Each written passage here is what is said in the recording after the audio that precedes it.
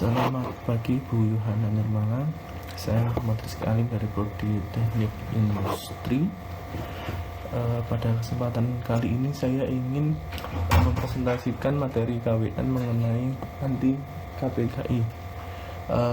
KPK itu sendiri merupakan kepanjangan dari korupsi, perundungan atau bullying, kekerasan sosial, seksual, dan juga intoleransi. Nah, untuk korupsi merupakan suatu tindakan yang melanggar hukum atau tindakan penyelewengan dengan penyelewengan kekuasaan dengan tujuan memperkaya diri sendiri maupun suatu kelompok. Korupsi ini merupakan tindakan yang melanggar hukum sesuai dengan ketentuan undang-undang, di mana setiap tindakan yang melanggar undang-undang tentunya akan berakhir di penjara. Nah, untuk dampak dari korupsi itu sendiri sangatlah banyak. Dampaknya tuh terasa dari mungkin dari kalangan atas sampai hingga ke bawah, bahkan ke masyarakat yang secara tidak langsung terhubung dengan tindakan korupsi itu sendiri. Karena pada dasarnya korupsi merupakan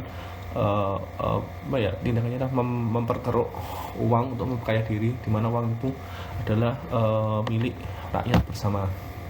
Nah, untuk kasus yang paling ramai adalah tentang isu pelemahan KPK di tengah ramainya kasus korupsi ini. Bisa kita lihat bahwa akhir-akhir ini terdapat banyak berita mengenai terdapat oknum tertentu yang ingin melemahkan peran KPK di tengah banyaknya kasus korupsi yang ada di Indonesia.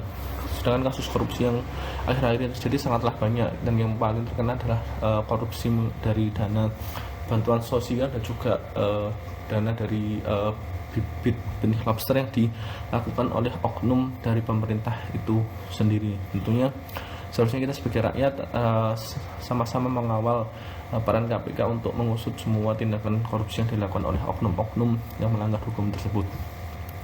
Lalu materi yang berikutnya adalah mengenai perundungan, yaitu perundungan sendiri merupakan perilaku yang tidak mengenakan secara verbal, fisik maupun sosial yang membuat orang itu merasa tertekan dan juga tertindas. Perundungan ini bisa dikatakan dengan bullying kepada seseorang.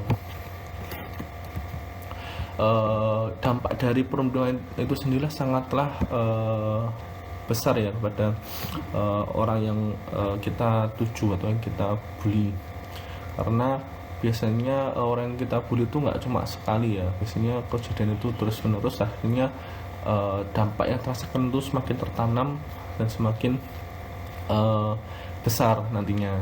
Dampak yang bisa kita lihat dari korban dari perundungan atau bullying itu sendiri adalah akan mengalami gejala depresi. Jika bullying itu terjadi pada kasus pada siswa maupun mahasiswa, itu kemungkinan salah satu yang paling mencolok adalah prestasi menurun. Itu juga dampak berkesinambungan dari depresi itu sendiri. Dan juga dampak yang paling fatal dari kasus ini adalah banyaknya kasus bunuh diri. Contoh kasus yang banyak adalah banyaknya kasus remaja yang bunuh diri karena mendapatkan bullying dari teman-temannya. Contoh yang saya baca dari berita melalui internet, yaitu terdapat remaja dengan umur 17 tahun itu melakukan bunuh diri karena mendapatkan perilaku bullying yang secara terus menerus dari temannya. Biasanya itu bullying itu tidak hanya terjadi sekali ya, biasanya itu akan terjadi terus menerus dan akan menimbulkan efek biasanya orang itu mengatakan mental breakdowns atau juga bisa dikatakan depresi. Untuk kekerasan seksual sendiri merupakan perilaku yang dapat berupa ucapan, isyarat yang atau pendekatan terkait atau yang berbau dengan hal seksual yang tidak diinginkan dari salah satu pihak. Jadi bisa dikatakan itu adalah melakukan pelecehan seksual, pelecehan mengenai hal-hal yang berbau seksual. Dan bentuk dari kekerasan atau pelecehan seksual itu sendiri bisa berupa isyarat, bisa kita hanya berupa isyarat kepada orang lain, itu juga sudah termasuk pelecehan seksual. Bentuk verbal, bentuk kata-kata kita mengucapkan sesuatu pada orang lain. Bentuk fisik yaitu adanya kontak langsung.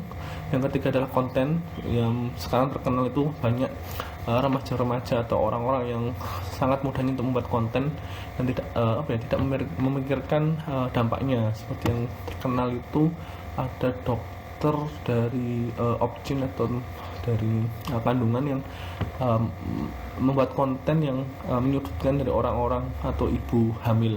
Itu tentunya akan berbau untuk melecehkan untuk kaum perempuan. Yang kelima adalah dari bentuknya adalah psikologis.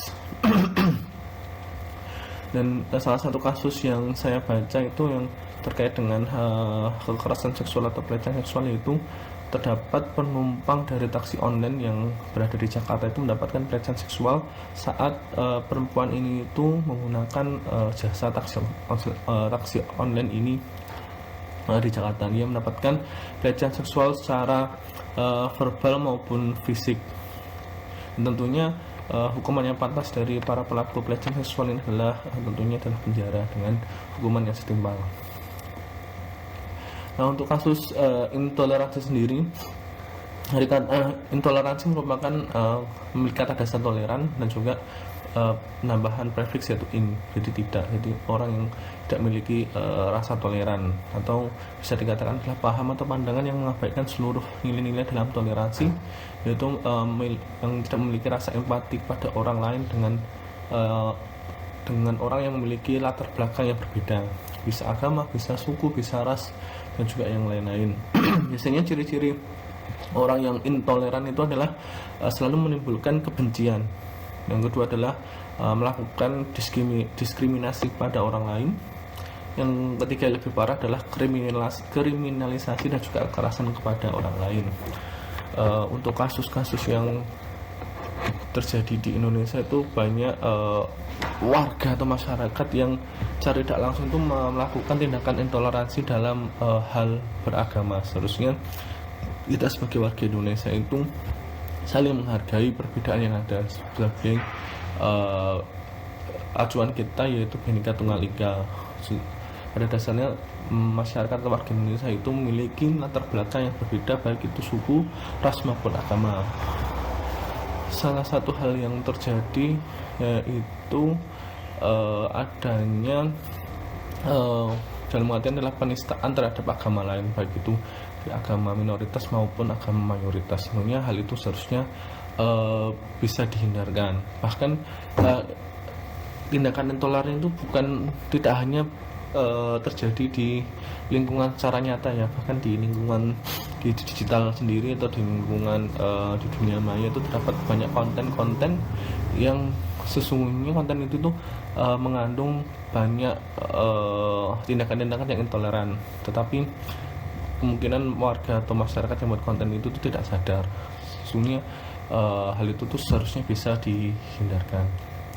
Tentunya bagaimana kita menyikapi tentang masalah KPK ini, seharusnya kita sebagai warga Indonesia selalu berpegang teguh kepada nilai-nilai dari Pancasila itu sendiri, bahwa nilai-nilai dari Pancasila itu sendiri sudah mengandung nilai-nilai kebaikan atau nilai-nilai acuan kita untuk menjadi warga negara yang baik. Jadi bagaimana kita harus bertindak, bagaimana kita harus bersikap kepada orang lain, Pancasila itu sudah mengandung semua nilai-nilai itu. Mungkin cukup sekian dari presentasi dari saya. Atas kurang lebihnya saya mohon maaf. Terima kasih Bu Yana.